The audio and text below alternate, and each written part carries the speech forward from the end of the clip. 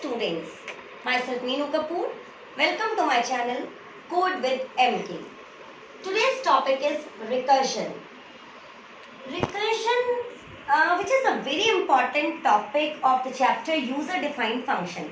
In the previous video, we learned about user-defined functions in Python. Now I'll tell you about recursion.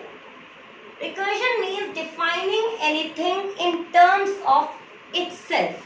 This is the literal meaning of recursion. Here in Python, recursion means a function calling itself. Means when a function calls itself, it is called recursion. Look at this example.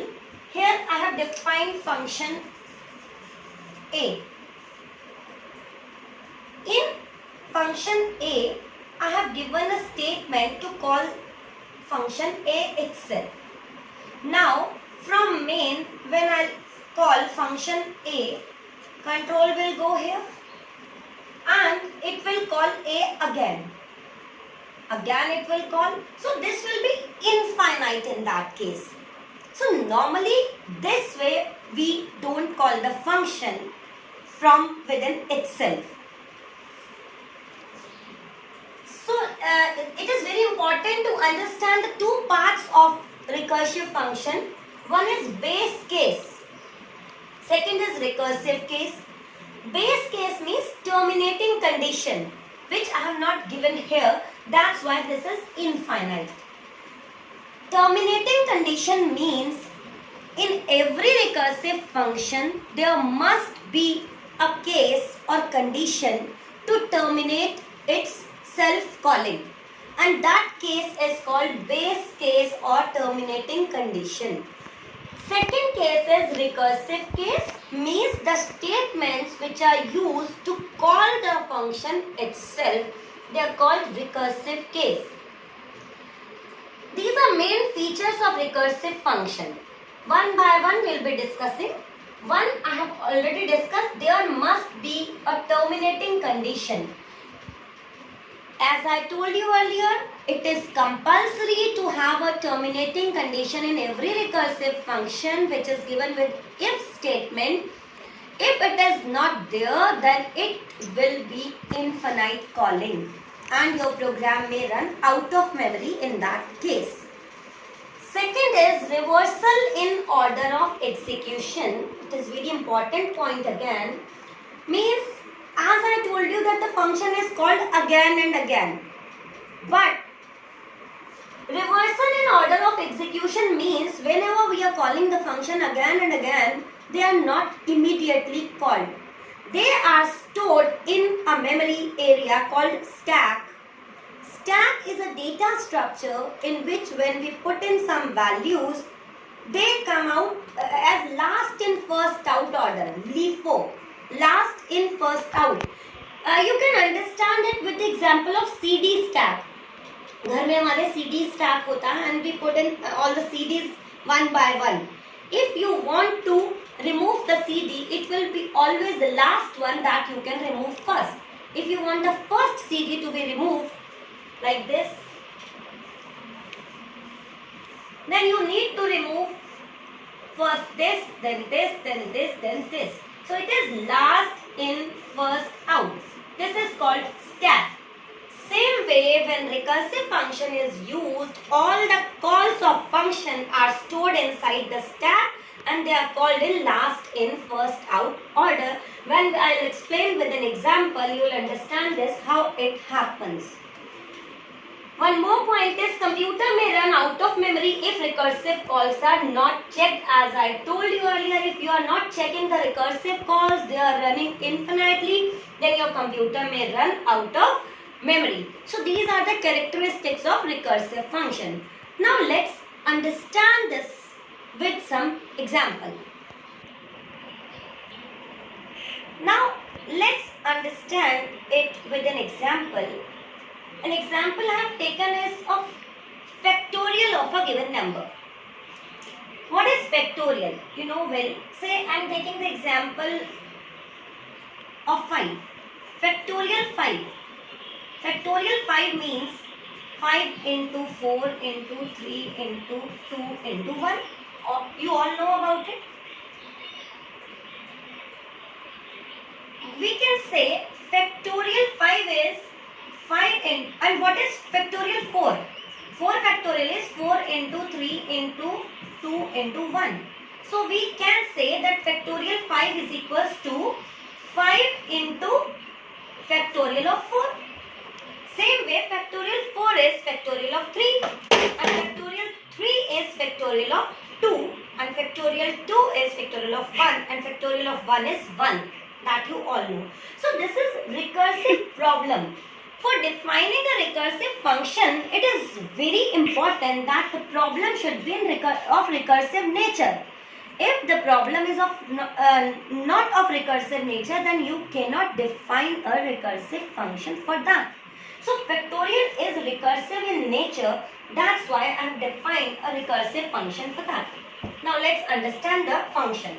Def rect fact recursive factorial n, and you all know if n equals to 1, then return 1, because this is the exit condition for that. We all know that factorial of 1 is always 1.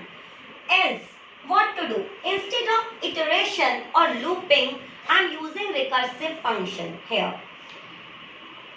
In a way, we can say that recursion is a substitute of iteration, but not for every iteration. The problem which is recursive in nature, only for that you can make a recursive function. As for factorial, I have defined, instead of a loop, I am calling it recursively. Return n into rect fact n minus 1. As I told you, factorial of n is n into factorial of n minus 1. As I have defined here, 5 factorial is 5 into factorial of 4.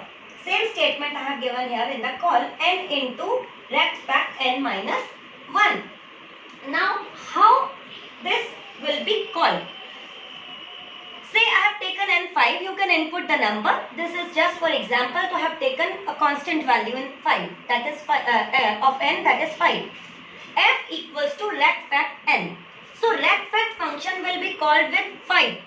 This 5 will be moved here and it will check if n equals to 1. N is not 1. So this will not run, else part will be executed. Return n into rect fact n minus 1. It means 5 into rect fact 4. N minus 1 is 4. N is 5. It will again call rect fact function with the value n minus 1. N minus 1 means 4. Now this function will be called again with the value 4. If n equals to 1, this will not run again because n is 4. Else part will run. Return n into rect fact n minus 1. N here is 4 now. So 4 into rect fact n minus 1, that is 3. So this will be the call. 4 into rect fact 3. And I told you it will not execute. It will be just stored in a stack. Now it will be called with n minus 1, that is 3.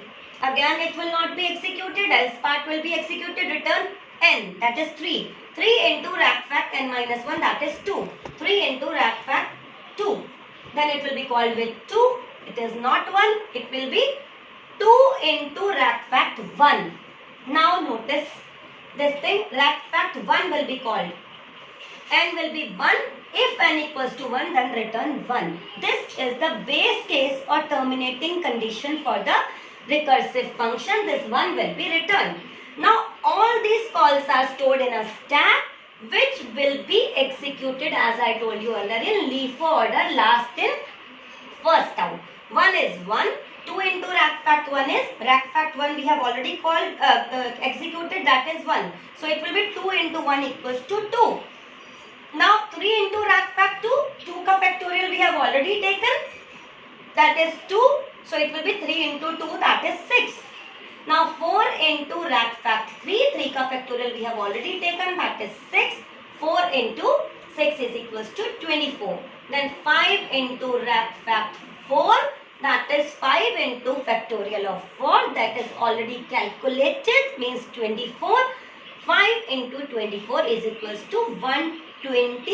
This will be your final answer which will be returned back from where the function was called, and it will be stored in F. That you can print factorial is F.